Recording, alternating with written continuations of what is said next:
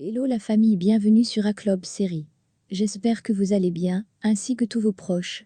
Suivez ce nouveau résumé de votre série préférée du moment. Alors pour vous qui êtes nouveau sur cette chaîne, n'hésitez pas de vous abonner en cliquant sur le pouce rouge en dessous et appuyez sur la cloche de notification pour ne rien manquer, sinon vous serez les gros perdants de cette chaîne. Alors installez-vous confortablement et on se retrouve après les génériques complets.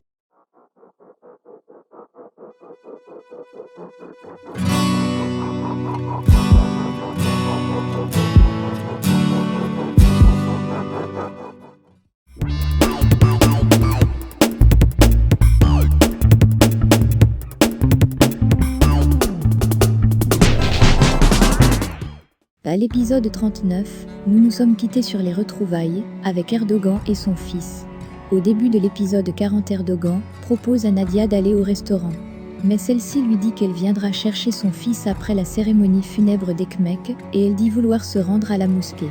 Chemin faisant, Nadia se rend sur sa colline d'enfance, et se met à cogiter sur sa vie passée, celle future et même celle du présent. Au bout d'un moment, Denis arrive et lui demande pourquoi n'être pas venue à la mosquée. Nadia lui dit qu'elle a eu un malaise et ne se sentait pas bien.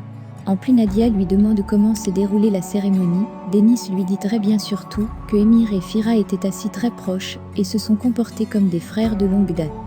Par ailleurs, à Istanbul, c'est le jour de l'exposition des tableaux de Cannes. Sadi arrive et lui demande comment s'est passée l'exposition. Khan répond très bien et lui dit avoir réussi à vendre tous les tableaux. Il invite Sadi le soir au bar et elle accepte. Le soir arrive, ils s'en vont au bar et après étant un peu saoul, ils rentrent chez Khan. Ils vont donc passer la nuit ensemble chez Khan. Le matin venu, on voit tous les autres qui arrivent chez Nadia. Directement, Fira étant très fatiguée mentalement et physiquement se couche au canapé. Nadia s'en va dans les chambres et constate que Sadi n'a pas dormir dans la maison. Elle essaie de la joindre, mais malheureusement son téléphone ne passe pas. Au même moment, Denis appelle Khan, mais lui aussi il ne décroche pas. Par la suite, Denis se rappelle que l'exposition de Khan était la veille. Elle décide donc de se rendre chez Khan, mais Artif se propose de l'accompagner. Au même moment, Nadia dit vouloir les accompagner, et Irma veut réveiller Artif pour aller aussi avec lui. Mais Nadia lui dit qu'elle doit le laisser, car il est très fatigué vu que ces derniers jours ont été chargés. Elle décide donc de rester avec Fira. Après le départ des autres, Nadia propose à Fira d'aller se reposer dans la chambre, mais celui-ci refuse et dit qu'il a seulement besoin d'être réconforté. Pendant que Nadia essaie de le réconforter comme un nouveau-né en mettant sa main en dessous de sa joue, et par la suite, elle le prend dans ses bras. On voit donc l'arrivée d'Artif, qui vient chercher son téléphone oublié. Celui-ci est très surpris de les voir dans une telle position. Mais il garde son calme et s'en va. Quelques instants plus tard, ils sont tous devant le domicile de Khan. Denis cogne à la porte, mais personne ne vient ouvrir. Pensez-vous que Khan est à l'intérieur et refuse juste d'ouvrir? Ainsi, Denis demande aux autres de s'en aller et dit qu'elle restera pour continuer à cogner. Par ailleurs, on montre Artif avec son contact et celui-ci lui rassure que tout est déjà fin prêt pour passer à l'arrestation d'Emir. Pendant qu'ils sont dans leur marche et causerie, ils sont pris en photo par un photographe venant de la part d'Erol. Subitement, les photos arrivent dans les mains d'Erol. Celui-ci regarde et dit à son garde de corps de les surveiller et de veiller à ce que Emir ne soit pas au courant. Nous constatons ainsi qu'Erol, le patron de Nadia, est aussi un dangereux mafieux. De l'autre côté, Denis se recule pour aller chercher de quoi manger, mais au même moment, elle voit Sadi qui sort de la maison de Khan en arrangeant très bien ses cheveux. En voyant cela, Denis est dévasté. Par la suite, Sadi arrive à la maison et Nadia lui demande où elle a passé la nuit, mais celle-ci répond qu'elle n'est pas une gamine pour être surveillée. De plus, elle dit à Nadia de ne pas se comporter comme sa mère.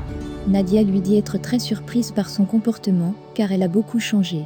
Denis arrive chez Nadia et demande à Sadi de reconnaître avoir dormi avec Khan. Sadi ne veut rien dire, et ensuite Denis commence à crier sur elle à tel point où toutes les deux veulent chacun se rentrer dedans en utilisant les poings. Nadia intervient et demande à Sadi pourquoi avoir fait une telle chose. De plus, elle se tourne vers Denis et lui dit que ce n'est pas la faute de Sadi, car sachant qu'il est vulnérable, celle-ci devrait prendre des précautions, et Nadia ajoute en lui disant de bien garder son homme.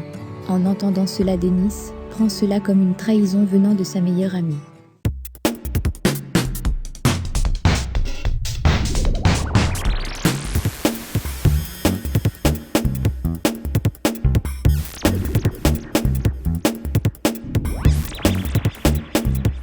Denis lui dit qu'elles feront un bon moment sans se voir.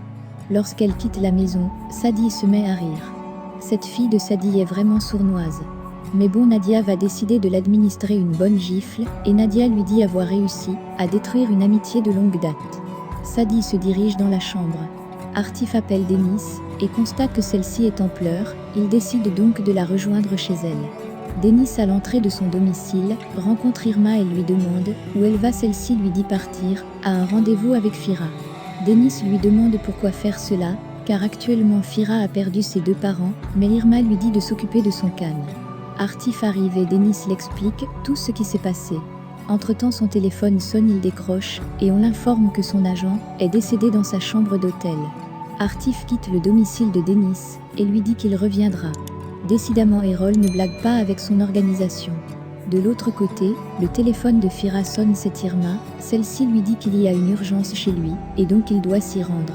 Fira arrive et constate que tout a l'air bien, mais lui dit avoir fait un dîner rien que pour 2 et demande à Fira d'essayer de passer à autre chose, mais Fira lui dit que cela n'est pas possible, car il est toujours en état de choc.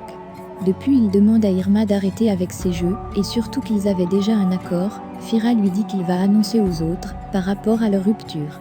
Mais Irma lui demande de ne pas s'en faire, car elle quittera la ville d'ici 2 jours, et accélérera ainsi le processus de séparation.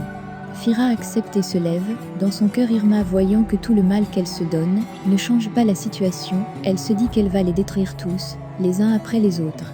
Par la suite, Irma dit à Denise qu'elle va se rendre en Suisse pour le travail. Denise, très contrariée, lui demande pourquoi elle veut laisser Fira. Celle-ci lui dit que le travail passe avant Fira, et vu cette réponse, Denise comprend vraiment qu'il y a quelque chose qui ne va pas.